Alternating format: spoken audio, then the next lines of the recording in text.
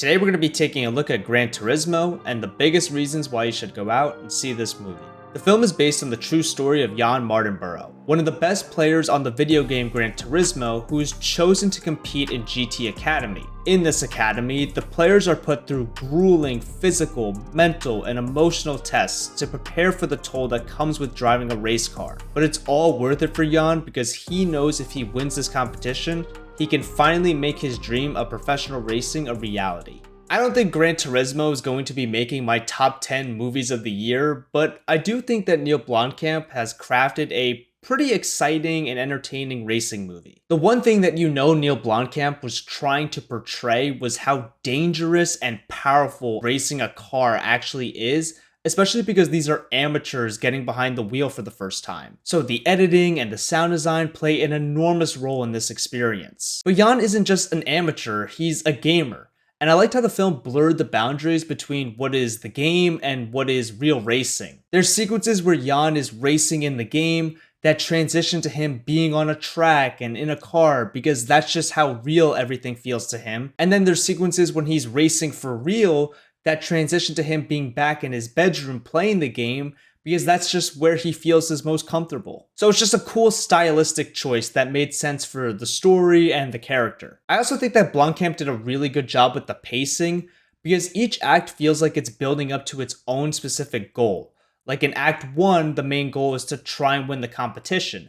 But then in Acts 2 and Acts 3, there are other clearly defined objectives that Jan is trying to achieve. I was pretty surprised with how much I liked and connected with this movie's themes. This is a story about doing whatever it is you're passionate about. The film establishes early on that racing is really the only thing that Jan loves doing, so you root for him to live out his dream. But it's also a story about resiliency, because Jan is constantly being counted out and mocked that he'll never be able to achieve this. This could come from the pit crew that he works with that constantly take these nasty jabs at him, or it could come from his own father who just wants his son to do something that's realistic and achievable in his mind, so Jan has to learn how to motivate and believe in himself when no one else will. And resiliency plays a large role later in the film when Jan has some unfortunate missteps along the way, so he has to learn how to not let moments of failure and tragedy define him. I thought the movie had some solid performances,